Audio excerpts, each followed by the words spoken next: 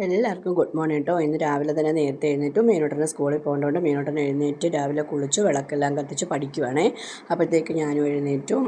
പിന്നെ രാവിലെ ഇന്നലെ തലേ ദിവസം തന്നെ ഞാൻ മീനൊക്കെ അരച്ച് പുരട്ടി തോരനൊക്കെ അരിഞ്ഞൊക്കെ വെച്ചിട്ടുണ്ടായിരുന്നു. പിന്നെ അപ്പത്തിനുള്ള മാവാണ് ഇത്. ഇന്നലെ അപ്പമായിരുന്നു. അപ്പോൾ അപ്പത്തിന് അരി അരയ്ക്കുവാണെങ്കിൽ 2 ദിവസത്തിനൊക്കെ ഞാൻ അരച്ച് വയ്ക്കുവേ.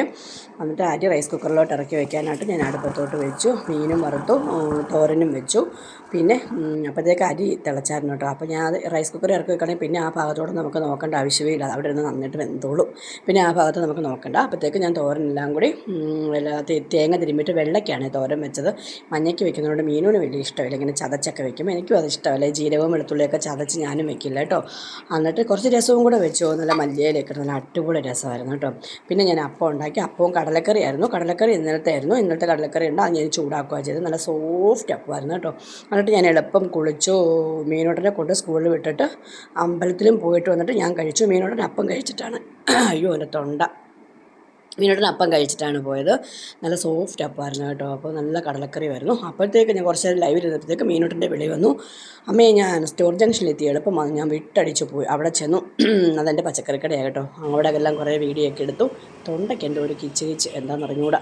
അങ്ങനെ ഞാൻ കുറേ നേരമൊക്കെ അവിടെ ഇങ്ങനെ നിന്നപ്പോൾ ആണ്ടാണ്ട് മീനോട്ടൻ. അപ്പോൾ ഈ ക്രോസ് അല്ലേ, ഇങ്ങോട്ട് ക്രോസ് ചെയ്യണം. അപ്പോൾ ഇത് കിടക്കുന്നത് എങ്ങനെയാണ് അതൊക്കെ പഠിക്കണമല്ലോ. അപ്പോൾ ഞാൻ ഇങ്ങോട്ട് മാറി നിന്ന് വീഡിയോ എടുക്കുക. തന്നെ എല്ലാം പഠിക്കട്ടെ.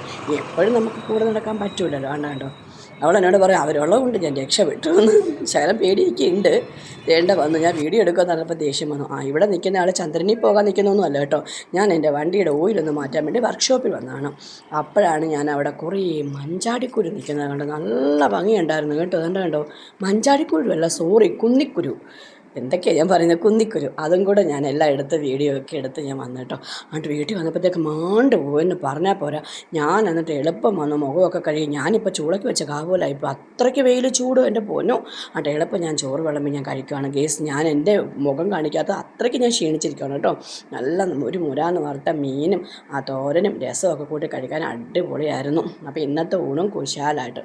മീനുവിനോട് ഞാൻ ഇരിക്കാൻ പറഞ്ഞപ്പോൾ മീനു വീഡിയോയ്ക്ക് വരില്ല എന്ന് പറഞ്ഞു. എന്നാൽ okay, tata bye bye, see U.